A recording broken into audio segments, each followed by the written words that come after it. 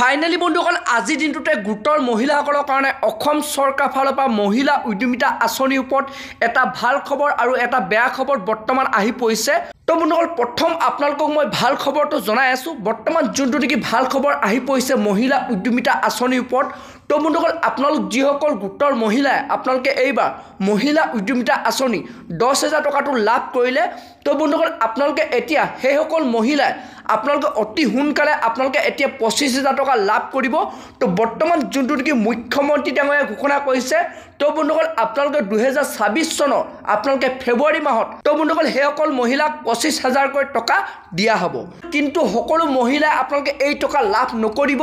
তো বন্ধুসকল বৰ্তমান যোনটো নেকি বেয়া খবৰ মহিলা উদ্যমিতা আঁচনিৰ ওপৰত মুখ্যমন্ত্ৰী ডাঙৰীয়াই ঘোষণা কৰিছে। তো এতিয়া বন্ধুসকল আপোনালোকক মই জনাই আছোঁ বৰ্তমান যোনটো নেকি অসম চৰকাৰ ফালৰ পৰা খবৰ আহিছে। তো কোনসকল মহিলাই আপোনালোকে এইবাৰ 25,000 টকা লাভ নকৰিব।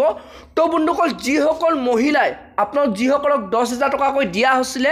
তো বন্ধুসকল আপোনালোকে যদি সেই 10,000 টকাটো ভাল ধৰণে ব্যৱহাৰ নকৰে, অৰ্থাৎ আপোনালোকে যদি কোনো ব্যৱসায়ত যদি আপোনালোকে সেই টকাটো খৰচ নকৰে, তো বন্ধুসকল তেতিয়াহ'লে কিন্তু আপোনালোকে সেই 25,000 টকাটো লাভ নকৰিব। তো যোনটো নেকি বৰ্তমান মুখ্যমন্ত্ৰী ডাঙৰীয়াই ঘোষণা কৰিছে যিসকল মহিলাই কোনো ব্যৱসায়ী নকৰে, কোনো আপোনালোকৰ যদি অযথাত আপোনালোকে সেই 10,000 টকাটো খৰচ কৰে, তো তেতিয়া কিন্তু আপোনালোকে সেই 25,000 টকাটো লাভ নকৰিব।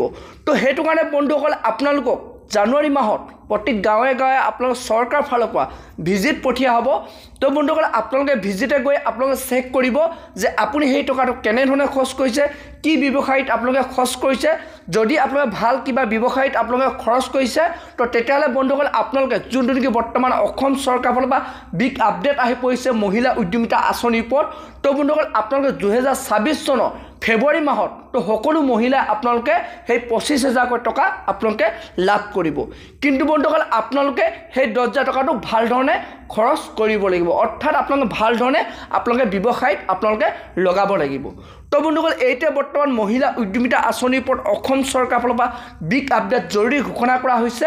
তো বন্ধুসকল আপোনালোকে যদি আৰু এনেধৰণৰ ইনফৰ্মেশ্যন বা এনেধৰণৰ খবৰবোৰ যদি জানিব বিচাৰে, চেনেলটো লাইক এটা কৰি দিব, পাৰিলে ছাবস্ক্ৰাইব এটা কৰি দিব, লগতে আপোনালোকে বেল আইকনটো অন কৰি দিব। তো যেতিয়া ইয়াৰ ওপৰত আৰু নতুন নতুন ইনফৰ্মেশ্যনবোৰ আহি থাকে, তো প্ৰথমে যাতে আপোনালোকে সেই ভিডিঅ'টো লাভ কৰিব পাৰে। তো বন্ধুসকল আজি ভিডিঅ'টো ইমানতে ৰাখিছোঁ।